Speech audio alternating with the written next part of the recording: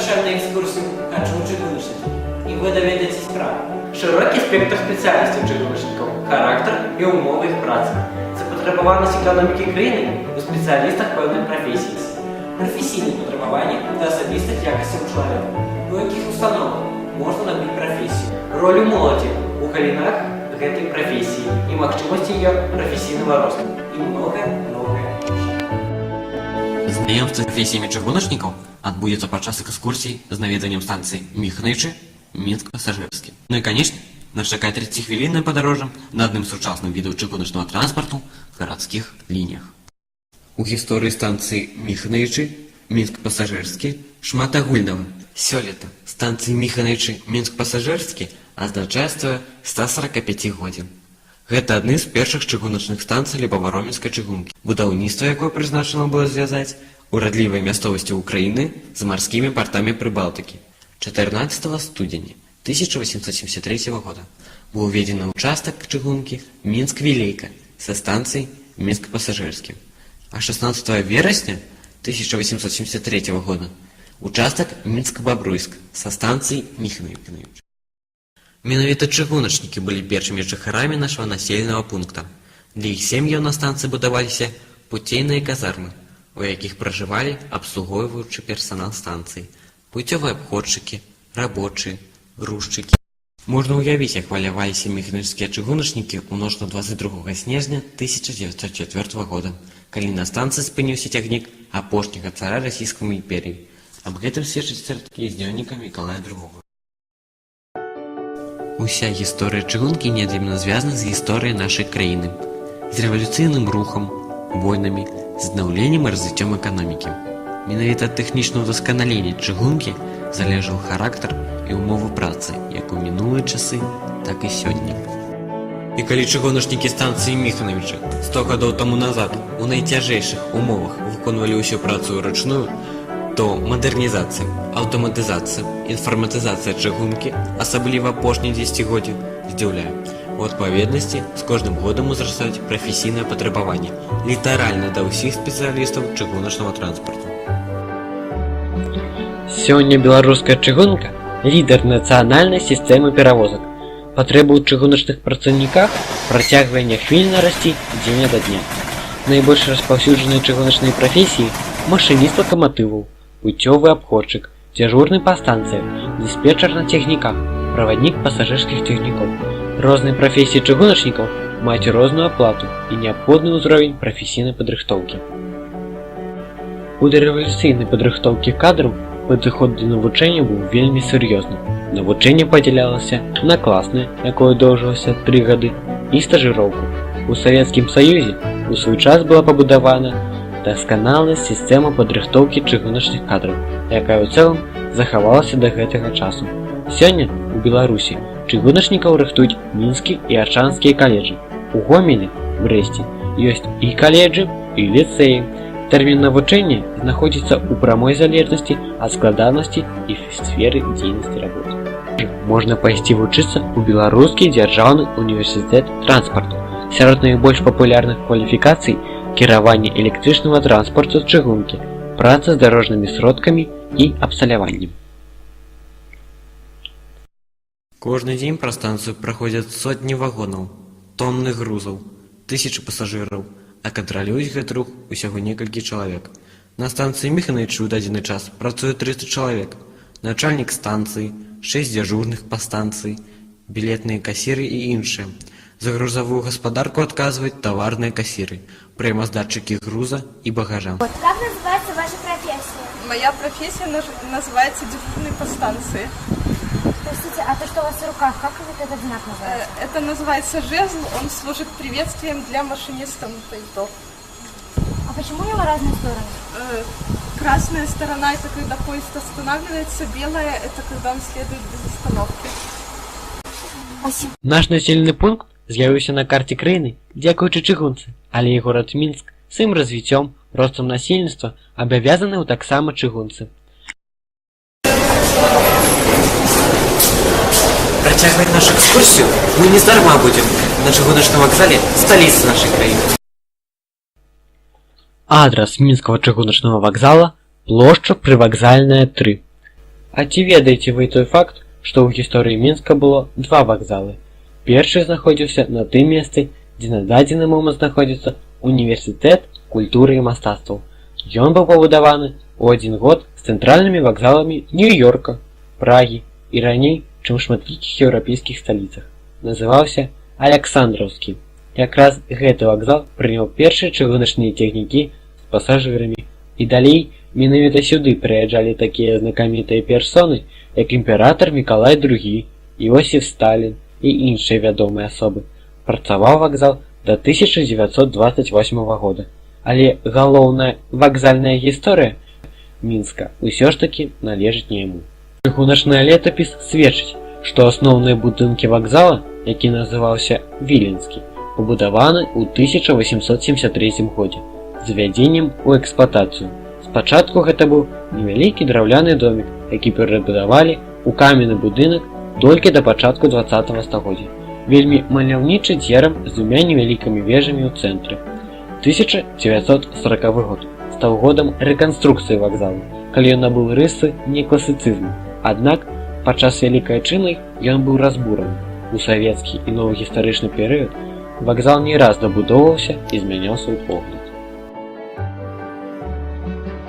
30 снежня 2000 года было адкрыта новы будынак чыгуначнага вакзала па праекце архітэктара Вінаградова. Канкорс і сетка падземных пераходаў звязваюць вакзал з платформамі, прывакзальнай плошчай, цэнтральным аўтавакзалам, станцыяй метро плошча Леніна. Матэрыялы, якія ўжытыя, абраны спецыяльна, так як з'яўляецца вельмі трывалым. У аздабленні французскія вітражы, іспанскі граніт. Гэта жалезабетонны комплекс «Гігант». Вакзал адзін з самых вялікіх у Еўропе і можа адначасова прыняць больш за 7000 пасажыраў. І дапаможа нам правесці экскурсію начальнік станцыі Мінск-Пасажырскі Віктор Мікалаевич Нізохін.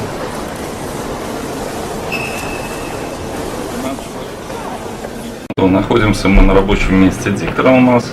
Объявления, которые вы слышите по вокзалу, они уже в автоматическом режиме. Если какая-то нештатная ситуация, поезда опаздывают, эта программой не предусмотрена, записью не предусмотрена, конечно же, переходим на голосовое оповещение, скажем так. Вот. Ну, есть вопросы? Интересно? Придете сюда работать? Смена дикторов сколько часов диктор работает? 12 часов. Ну, скажем так, сменная работа на железной дороге, она, в принципе, стандартна. И 12 часов. С 8 до 8, то есть с 8 до 20 и с 20 до 8 утра. С 20 до 8 утра отработал человек, 2 дня дома. 2 суток находится дома, отдыхает. Слышите, как звучит дежурный помощник начальника вокзала. Это самый главный человек на вокзале. 8 мониторов, они все переключаются, то есть, в принципе, дежурные помощники начальника вокзала знают номера камер, которые можно посмотреть. Конечно, такое количество камер видеонаблюдения, ну, скажем, помогает обеспечивать безопасность и общественный порядок на вокзале. Соответственно, очень помогает нашей милиции. У нас ежегодно проходят тренировки, то есть нас проверяет комитет госбезопасности. Мы уже на любой пакетик, на любую сумку реагируем очень жестко в плане того, что и группа разминирования сразу вызывается сюда. Вот. Но хочу сказать, что таких случаев предостаточно, но благо ни один случай не подтвердился. Особенно когда начинается сезон дачников, забывают рассаду, а потом забывают урожай уже по осени. Поэтому как-то так. Ну, что ж делаешь. Такая у нас работа. А какое же количество штата у вас подчинения? Списочная численность станции 660 человек. 660 человек. Но я хочу сказать, что когда я пришел в 2010 году, это было 820. То есть за счет, как я вам вот рассказывал, про электронную регистрацию, про интернет, про платежные терминалы. Ну вот, 660 человек. Заработная плата интересует, да? Да, средняя заработная плата. Среднемесячная заработная плата у нас на станции 920 рублей. В месте, в котором мы находимся, называется инженерный центр. Здесь и вентиляция, здесь и освещение, здесь и отопление, и температура. Также система пожарной безопасности. Это если срабатывает где-то датчик пожарной безопасности, который вот на потолке находится, задымление, кто-то где-то закурил, компьютер показывает точное место. Также здесь и охранная сигнализация, система видеонаблюдения. На вокзале и на объектах станции Минск-Пассажирский у нас 345 камер видеонаблюдения. В подробности вдаваться не буду, но скажу одно. Незаметно вы не можете ни зайти, ни выйти. А будущему году, к Евроиграм, которые у нас будут проходить, система еще более усовершенствуется, она модернизируется, еще больше камер у нас станет. Их станет где-то порядка на 100 больше, то есть практически мы избавимся от мертвых точек. Все, платформы, все отсюда. Освещение на платформах, вот вы приходите на вокзал, вечернее, ночное освещение мы включаем тоже отсюда с компьютера. Внутреннее освещение, все залы, все этажи мы тоже включаем. Находимся мы в диспетчерском пункте. Значит, отсюда ведется наблюдение. Мы можем проконтролировать любую ошибку, которая выдает любую неисправность. Справа здесь же монитор у нас показывает. Это рабочие места кассиров. В среднем со станции Минск-Пассажирский в сутки отправляется 32 тысячи пассажиров. Соответственно, столько же прибывает. В среднем в сутки по пешеходным тоннелям на Дружную, метро, с Кирова порядка 200-300 тысяч человек в сутки оборачивается. То есть вокзал настолько живой, интересно, приходите, очень интересно. Расскажите нам, как вы пришли в профессию? Как я пришел в профессию? Родом я из города Орша. В далеком 94 году назывался тогда Оршанский техникум железнодорожного транспорта. Куда я, в принципе, и поступил. Окончил его, с отличием окончил. 12 лет проработал я на станции Молодечно, от простого приемоздатчика до ревизора движения отделения дороги, Минского отделения дороги. Но уже с Молодечно попросили идти сюда.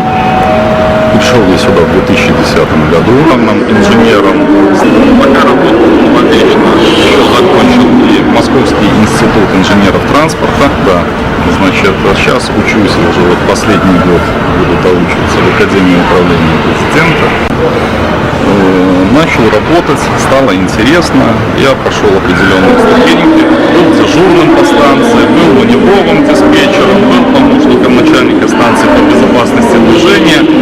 Хочу сказать, что интересно, увлекательно.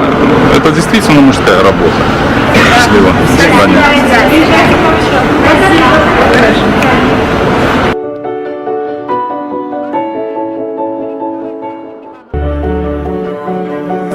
На беларускай чыгунцы працуюць спецыялісты некалькі сотень самых розных прафесій, які аб'яднаны ёмкай назвай чыгуначнік. Чыгуначнік – гэта не проста работа, гэта лад жыцця.